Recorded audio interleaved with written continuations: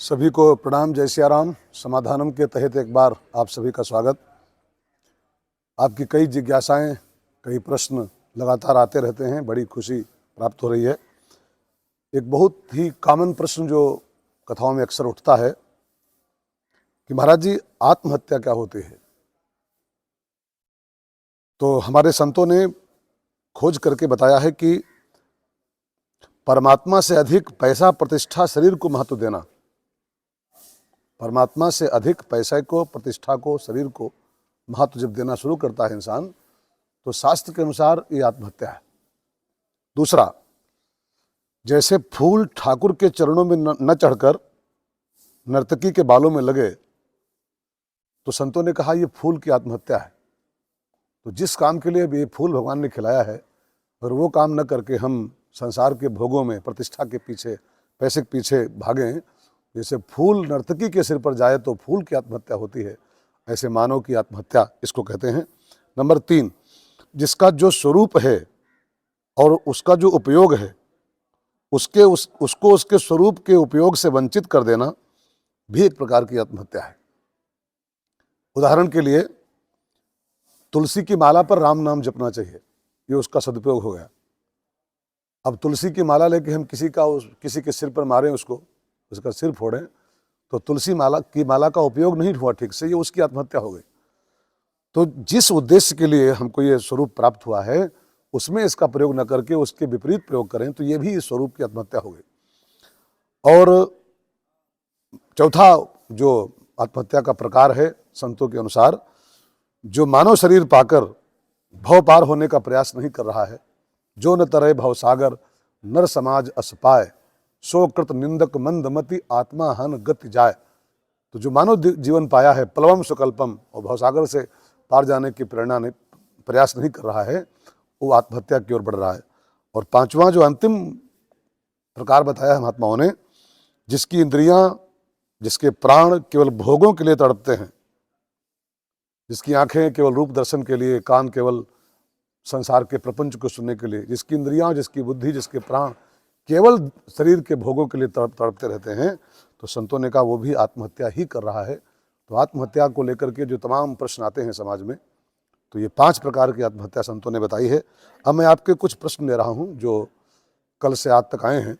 कल आए थे पंडित दीपेश दुबे जी का एक प्रश्न है कि गुरुजी, मैं राम कथा करना चाहता हूँ, शुरुआत कैसे करूं?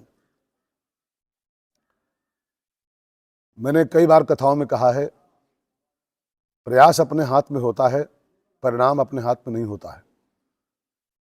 प्रयास करें हम जरूर, लेकिन शंकर जी ने एक बहुत बढ़िया बात कही रामायण में, बोले बिहस महेश तब ज्ञानी मूढ़ न कोय, जही जब रघुपति जस करें सो तस तहि छन होय।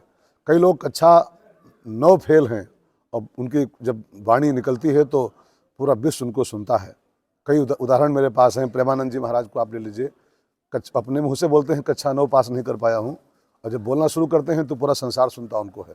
मुरारी बापू जी मैट्रिक फेल हैं, और उनको जब बोलना शुरू करते हैं तो पूरा विश्व सुनता है।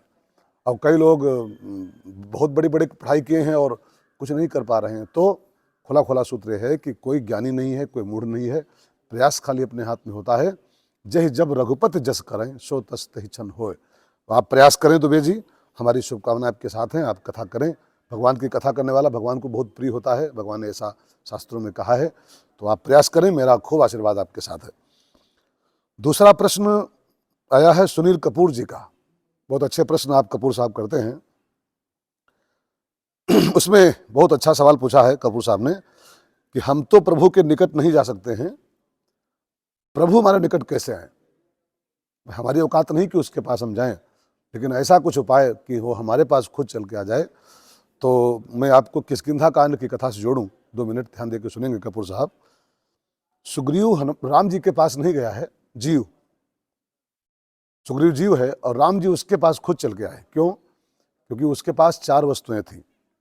जो जीव अपने पास 4 वस्तुएं इकट्ठा कर ले, उसके पास राम जी चल के आते हैं। नंबर 1 हनुमान जी उसके पास थे, नंबर 2 जामुन उसके पास थे, नंबर 3 नल उसके पास थे, और नंबर 4 नील उसके पास थे। अब ये 4 वस्तुएं, 4 तत्व हैं। हनुमान माने होता है शंकर, और माने विश्वास। तो जिसके पास हनुमान माने विश्वास है, जिसके पास ब्रह्मा माने बुद्धि है, बुद्धि अज, बुद्धि जिसके पास है।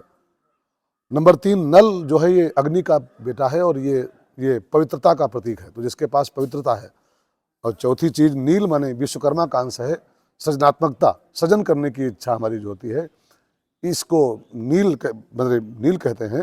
तो जिसके पास ये 4 वस्तुएं हैं, विश्वास है, बुद्धि है, पवित्रता है और सृजनात्मकता है, उसको राम के पास नहीं जाना पड़ता है, राम जी उसके पास खुद चल के आते हैं। ऐसा महात्माओं ने एक विचार व्यक्त किया है। एक प्रश्न और मैं ले लूँ, कल कई प्रश्न आए थे, सो एक और मैं बढ़ा रहा हूँ। राजू वैष्णव जी का एक प्रश्न है कि महाराज जी रसिया किसे कहते हैं?